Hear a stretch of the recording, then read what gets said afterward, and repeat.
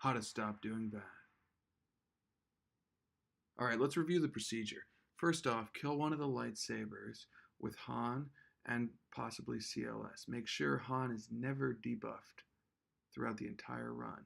Then cast Heal with Chirrut, which will give Han tenacity up.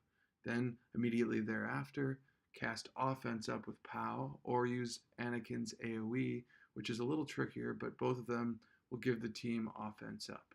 Then make sure that Han is not isolated. Hit Traya with the Death Mark from Death Trooper. Then Han is allowed to stand alone. The first move is to use his buffs. This will allow him to counter the first attacks with the full amount of buffs for the run. Then use only his basic for the rest of the standalone. After that, it's all garbage damage. Just try to do as much as you can, topple Traya, see how long your team can survive. These runs can be incredibly annoying as they're entirely RNG dependent, especially during the setup part. So these are my top 5 tips. Always watch out for those Retribution lightsabers that can counter Han during his standalone. Those will ruin the run as they will cast Daze and he will not be allowed to counter. The rest of them, as you can see, are pretty self-explanatory. For the ultimate run, I like to look for the triple tap from Traya, where she hits Han 3 times and he's able to counter her 3 times. This would be truly ideal if she did this multiple times throughout the run, but I am totally happy taking one of these triple taps.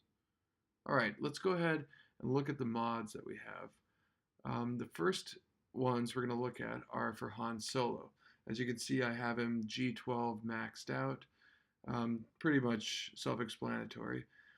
I just think he needs a lot of offense and a lot of critical damage.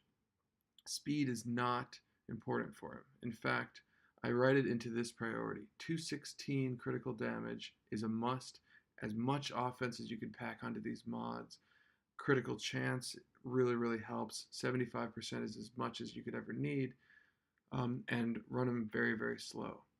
Now, if we look at Luke's leadership, we'll see that every time that an enemy resists one of their debuffs, the rebels gain 5% turn meter. So no matter how slow Han is, he's going to keep going a little bit faster because they're going to resist his stun on his opening shot, and they're going to resist all of Commander Luke's buffs. These are the speeds that I like to run the team at. The order is fairly important. I have Chirrut and Commander Luke running both pretty fast. Whether one is faster than the other doesn't matter. Then I have Pow just below that at 195. He does need to be faster than Death Trooper because we need to get his offense up before the isolation. And then Death Trooper cannot be too slow because with Han gaining a little bit of extra turn meter from all these resisted debuffs, we need to get Death Trooper's Death Mark on Traya before Han so that he can stand alone immediately after. Next up is Chirrut. I have him at gear 12, all abilities maxed, a little bit of extra gear on top. I like to run him with offense mods and some health, and definitely some speed because he needs to get this tenacity up before the isolation hits. With Commander Luke, I have both the leadership Zeta as well as the It Binds All Things Zeta. I like to run him in this case with speed, but also with a whole lot of offense and a little bit of extra critical chance. So I have him just like this with a speed arrow, critical damage triangle, and as much offense as I can get. Pow, he doesn't need much other than absolute, pure, unadulterated offense on his mods. Maybe some survivability, but just load him up with offense and get him to the right speed.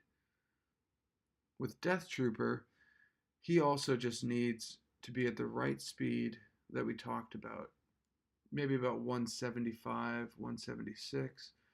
Put some offense mods and try to get him up as much as you can. He has rather low physical damage.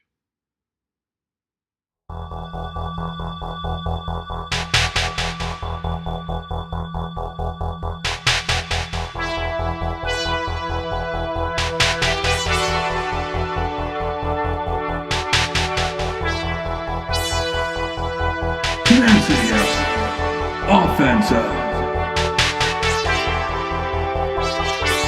Death Mark. Stand alone.